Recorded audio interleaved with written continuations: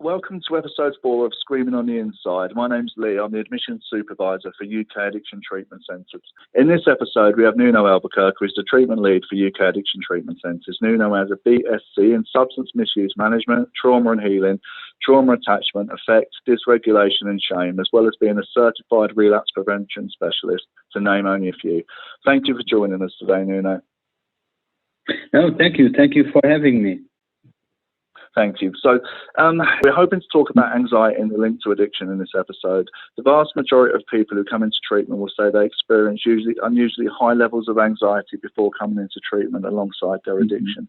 What's your experience of seeing that over the years? Yeah, I mean, I think it's totally understandable. When we go into new situations, it's like going to the unknown. We have a normal kind of peak of anxiety. Underneath that there is some fear. We don't know what to expect. And coming into the treatment center is a big step. I mean, sometimes we forget or we take it for granted, that step, because we work. That's our, that's why we live most of our days. But for someone that's never been in treatment, is a huge step.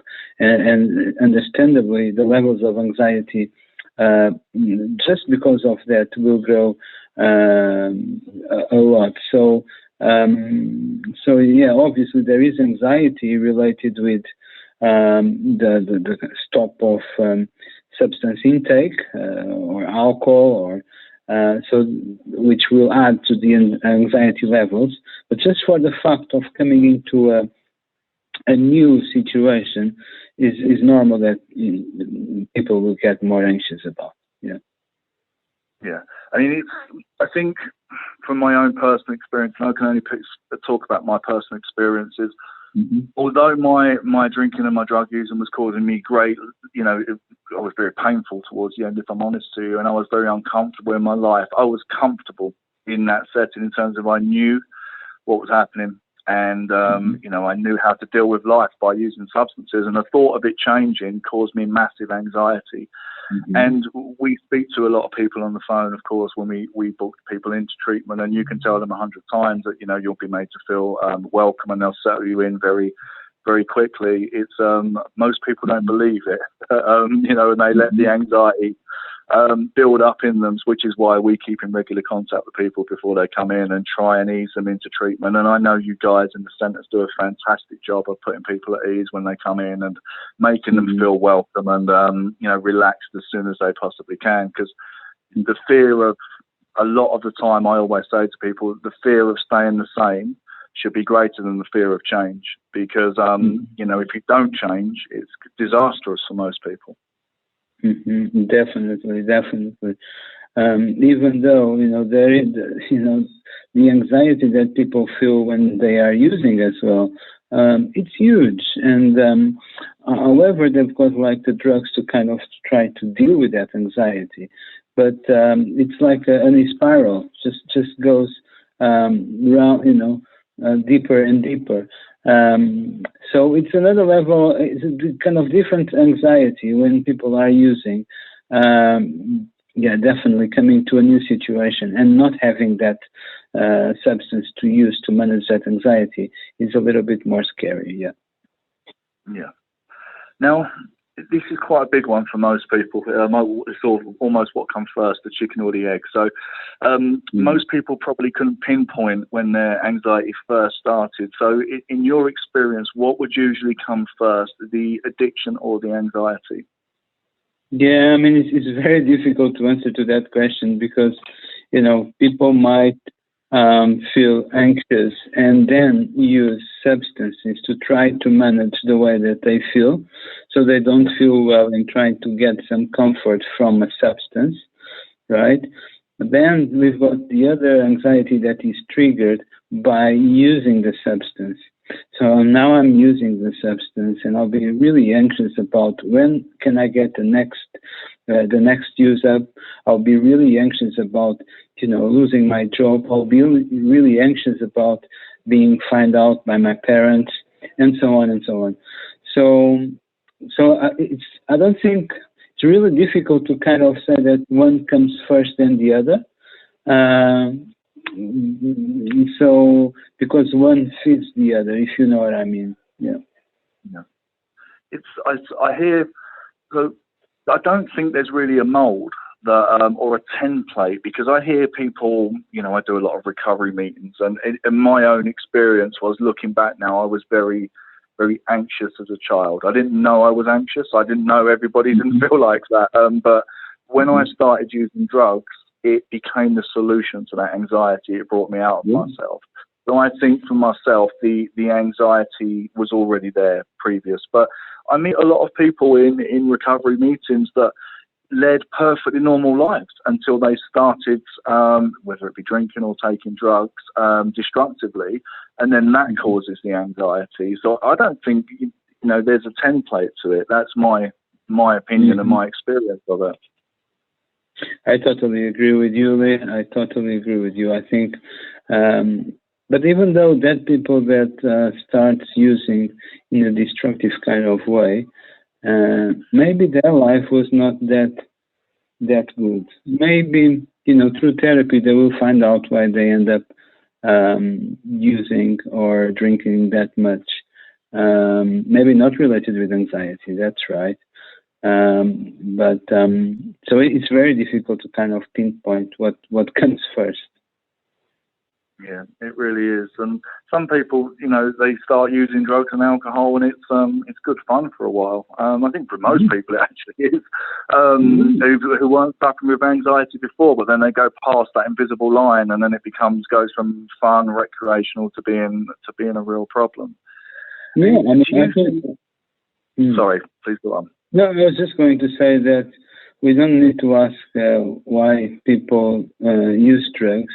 We need to ask what drugs do to people, right? Because sometimes that's what it happens. People just try to get a bit of comfort out of a substance, and it works for a while, and then they end up having two problems. To regulate themselves emotionally, and they need to deal with the dependent side of the substance, right? So, a lot of the people, that's the question that we need to make to them is what substances or drugs or alcohol does to you that you end up wanting to drink or wanted to use drugs. Yeah, and it goes deep, doesn't it? With some people, it is the only coping mechanism, and it takes people's lives. It's that serious, and you're very right. Is what are you getting from the substance? What are you getting from the substance that you're not getting from life? Do you think, in your experience, that people can suffer from anxiety without having any particular reason for it? And in moving on from that, sort of enlarging on it, why do you think it's so important to identify the anxiety triggers? I think there is always a reason to feel the anxiety.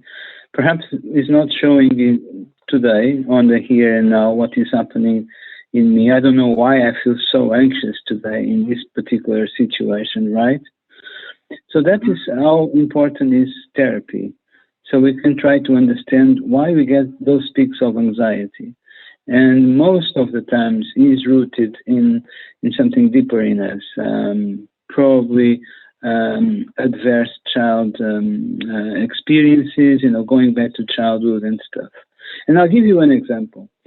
For example, if you are walking on the street and on the other side of the road it's dark, and on the other side of the road you see a group of people quite loud and perhaps intoxicated, straight away you feel some fear, right? Which is healthy, which puts you alert, and you can prepare yourself for something, protect yourself, protection, which is totally fine. So fear is something positive in that particular situation. Now, if you get an overwhelming fear, panic attack, this overwhelming feeling of anxiety out of that particular situation, that nothing happened, then you need to understand why we get that overwhelmness of the feeling. And perhaps it will be attached to something in the past that you went through. what you felt really, really anxious about or really, really scared about. So through therapy, you will be able to unveil the source of or root of that anxiety. So I think that there is always a cause of the feeling. Yeah. And I think a lot of people, myself included, used to run on anxiety. I was very much a feelings type of guy. And if something felt wrong, I wouldn't do it. And I'll give you my experience recently. And I'm 6.5 years clean, all but a few days. And so I'm still quite early in recovery. And we've, as you know, the admissions team have been working from home for the last 13 months because of the pandemic, but we're all back in head office now. And it was my first day back on Monday. And I've been looking forward to coming back in the office. I generally have. And I've been here a couple of days and I'm really enjoying it. But I woke up on Monday morning with this terrible impending sense of doom, like a big black cloud hanging over my head. Nothing's gone wrong. I couldn't really identify why I felt like it. Now, in active addiction, I would have stayed indoors and used. I certainly wouldn't have sat up to my place of employment. But the benefit I have of being in recovery now is I don't let the anxiety rule me. I got up, I got dressed, I got washed, dressed, and everything, and I came into the office anyway. And I just learned how to, now being in recovery, is to face the fear and go through with it anyway. And it might seem like a quite trivial thing, but when I have, when I do suffer with them anxiety problems sometimes, I don't buy into it anymore and I don't let it rule my life. Definitely. I mean, and so you are in recovery, so you got a lot of work done, and that's great, because this is like an ongoing process, and some people might not get there yet, right? And they get paralyzed with the anxiety. They allow the head to go into the future, to normally to catastrophize and think the things very negative, as you said, the black cloud. And it is very important to kind of refocus, use strategies like breathing, refocus on the here and now, practice mindfulness throughout the day. When people feel a little bit more anxious, positive talk, feed that brain with positive words. And especially now during this, you mentioned about them being away for 13 months and working from home. Yeah, during this time of the restrictions from COVID-19, which we got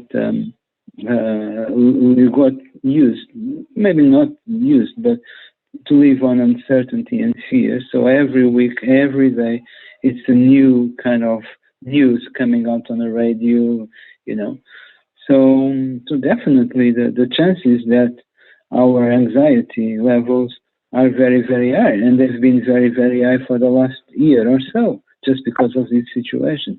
So that's why it's so important to have those strategies to deal with that anxiety. As I said, focus on the here and now. What am I doing today? What am I doing right now? On my breathing, just breathe normally, in and out, take time. All of that will help. And with time, with practice, it will come out a little bit more automatically, like perhaps it happened to you, you said, I have my strategies and straight away I don't allow that anxiety to become overwhelming. Yeah, that's it. Through practice, isn't it? Yeah, mindfulness is a big part of my recovery. Meditation is a big part of why. Well, I practice it every day, and I have been now for 6.5 years. But bringing myself into the moment, concentrating on my breathing, trying not to project into the future, which I'm so good about. I'm so good at projecting, and I always have been. But again, it doesn't rule my life today. And do you think that now we are coming out of lockdown and the restrictions are being eased, that it's actually caused people to suffer with anxiety more than when we were in full lockdown? Well, I think it's a different reason to get anxious. Now it's about a reintegration, right? Back to normal living, back to interact with people, with that comes the fear of still being infected as well. Yeah, I still think we are, and it's not about being negative, or I just want to be realistic and not to give false expectations to people, but I think we are a long way from all of this to be over. So it's just taking advantage of the day, staying the day. It is easier and more manageable if we just focus in our day and what we can do today to feel happy and to connect with other people. Because as I said, if before people get very anxious to be in isolation, now people might be really anxious again to be back to interact with other people and with life in general. Yeah. And why do you think that anxiety is so closely linked to addiction? Well, I think we touched. I think we touch on that. People tend to find something to make them feel better. So if they feel anxious about a particular situation, they might try to normalize that feeling or to balance themselves emotionally with substances. And then what happened, perhaps it works in the beginning, but the tendency is that people will start to get addicted to or dependent on the substance. And then, as I said before, they have two problems: to manage their anxiety and to sort out with the addiction as well. So I think that's one of the links with the addiction. Also, when people use drugs, they're, if not to be very specific or complex, talking about the brain, but the dopamine levels in the brain, they go sky high, they increase very much, and then when they stop, the dopamine levels drop as well, and this is when you feel a little bit more low and more anxious, worried about when I can get my next fix or my next drink, not feeling well with myself, and therefore not having healthy strategies. People will end up finding more unhealthy strategies to make them feel a little bit better. So it's linked. It's very linked with addiction. Yeah. Yeah, I always thought before coming into recovery that my problem was my substance misuse, that I thought I had a drug problem and an alcohol problem, and I genuinely believed that for many years, and had experiences, small periods of clean time where I would manage to break physical dependencies, and I would be as physically clean as what I am today, but I always went back to it. It wasn't until I came into recovery that I'd learned about the reasons I used. So I sort of flip it around now, and I never had a drug or an alcohol problem. I had a drug and alcohol solution to my problem, which is high anxiety, projecting into the future, living in the past, which causes me anxiety and a lot of fear going on. And the drugs were just a very good solution to that until they stopped being a solution to that. And then I had, like you said, I had two problems. I had the anxiety problem and I had the drug problem there as well. Yeah.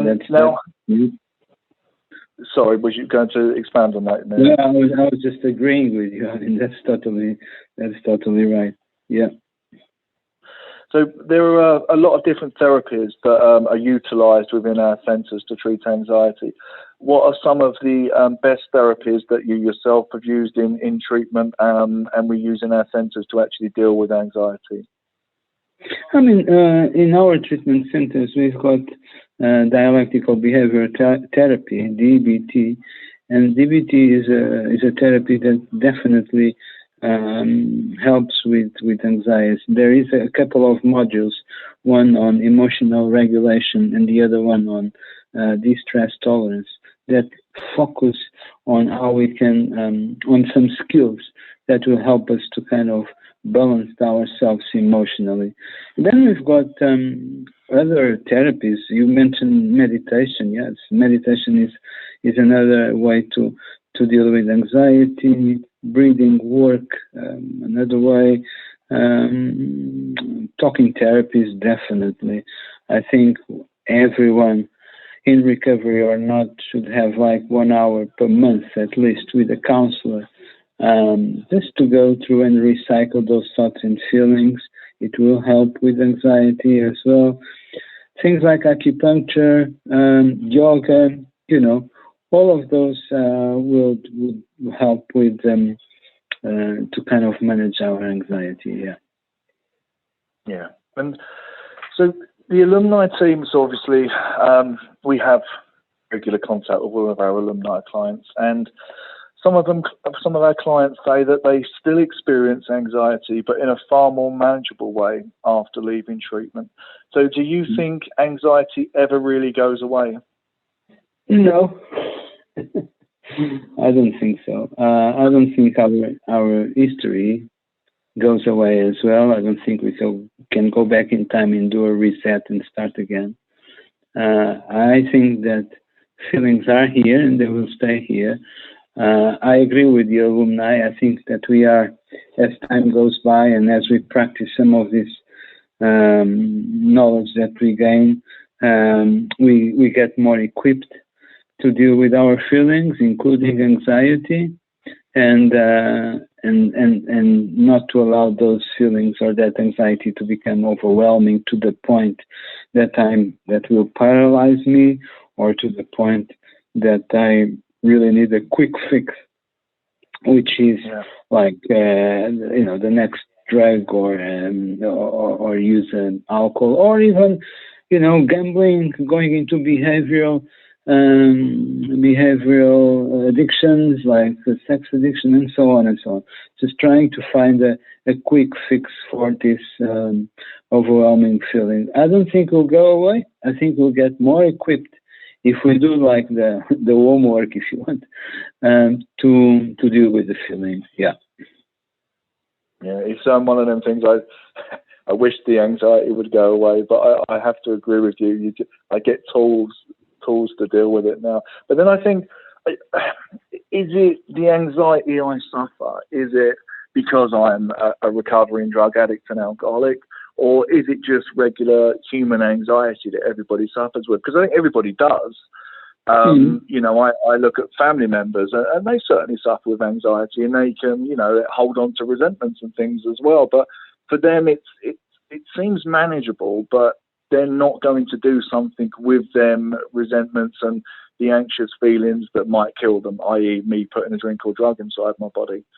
So I get the coping mechanisms of sobriety and recovery, and it gets less and less. I do still suffer with anxieties. Sometimes, like the other day, which I disclosed about coming to work, it was quite a trivial thing, but I just don't let them rule my life anymore. Whereas I always did before in active addiction, always run on that anxiety. And it would really cripple me to a point where I wouldn't be able to do anything.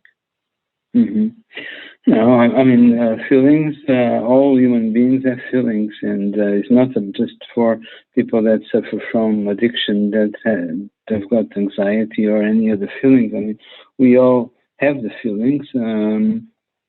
I do think that there are two different kind of types of people that are born with a more sensitive gene and people that are born with a less sensitive gene.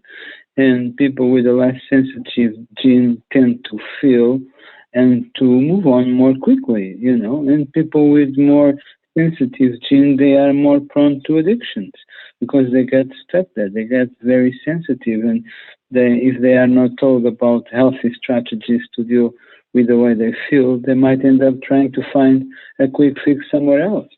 But I do think anxiety and feelings in general definitely is a human condition.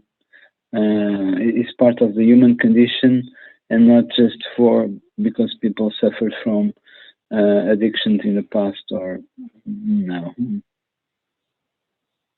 Yeah, thank you. And when people leave our treatment centres, or when people come into recovery, let's broaden it a little bit.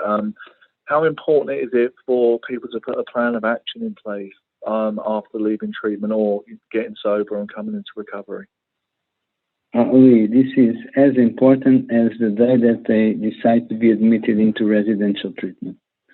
That's how important it is.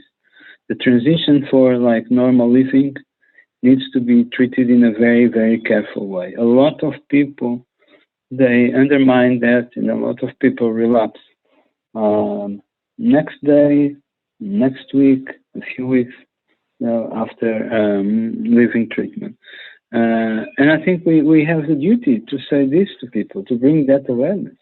We've got in our treatment centers an assignment called the Continuing Care Plan assignment, which it encourages people or invites people to be, to elaborate on those questions about recovery, about relationships, about goals, about routine, daily routines, structure for the day.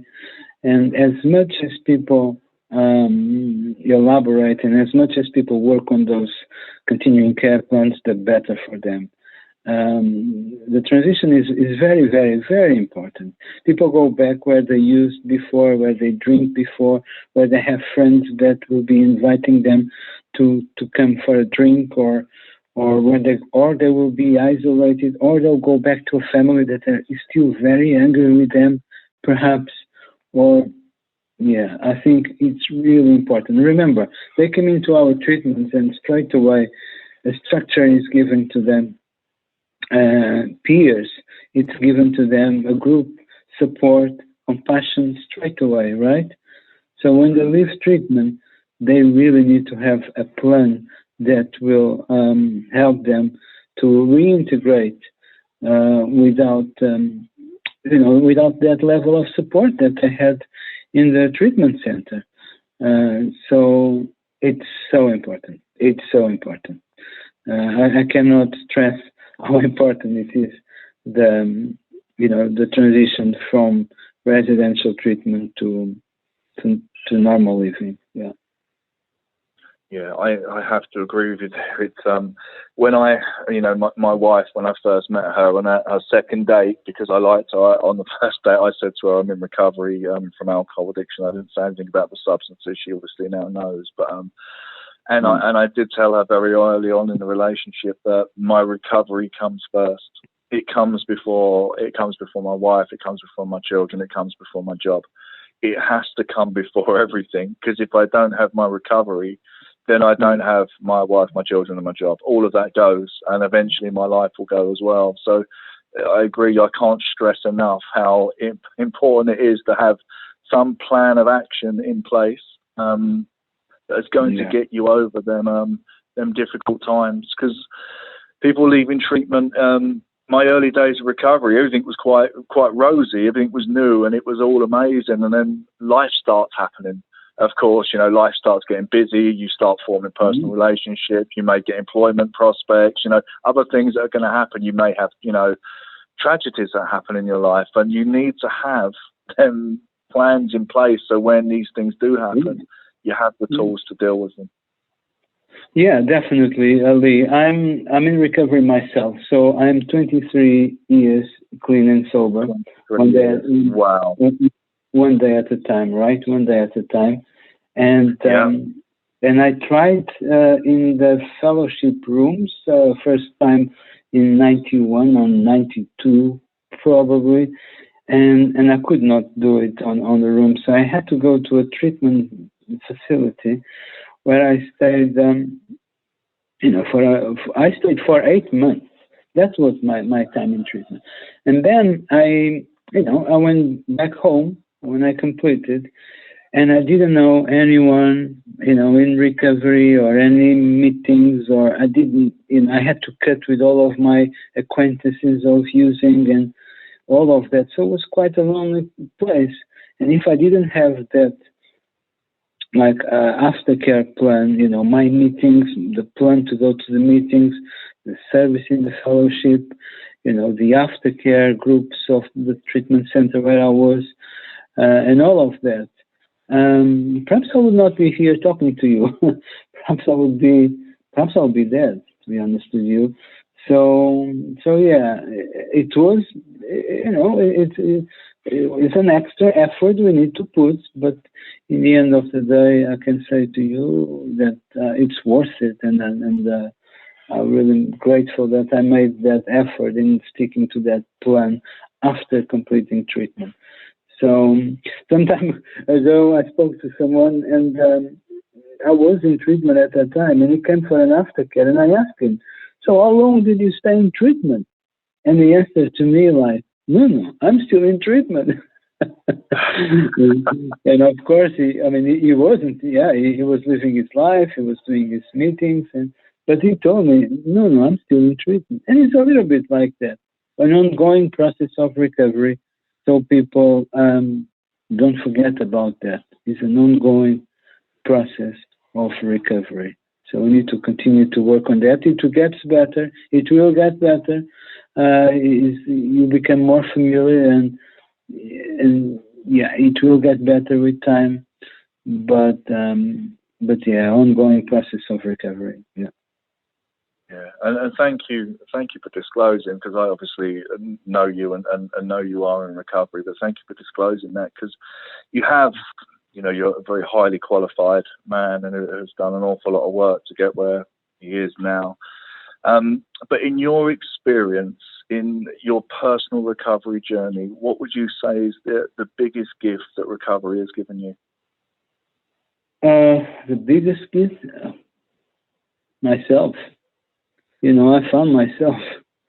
That's what recovery gave me. I was completely lost for many years, from early age, and then recovery just with the help of everyone, with the help of the people, with the help of the program. Recovery gave my life back. Gave me all the rest is just bonus and stuff that we put the footwork and things. Things will come. Sometimes not in our time, but. Things will come, and if they are not meant to come, because they are not meant to come, and that's okay as well. It's about accepting. But I think it's gave myself back, gave my life back. I think that's what recovery, and then it was up to me to do what I wanted to do with my life after that. So yeah. Thank you. I think that's a beautiful answer. And the same with me. I've learned to live with myself, and I've learned to like myself as well. And as a result of that, my family have benefited from it as well. I have, 3 wonderful children that have all benefited from my recovery. So yeah, no, it's lovely, and it's been lovely talking to you today, Nuno. It really has been. And thank you so much for giving up your time for this podcast. Thank you. And thank you, everyone, for listening to Screaming on the Inside with our special guest, Nuno. As always, you can find our podcast on all audio platforms. Simply search Screaming on the Inside, or you can email sotipod@ukat.co.uk if you'd like to feature or have any topic ideas you want discussed. Thanks again, Nuno. Thank you. Thanks for it.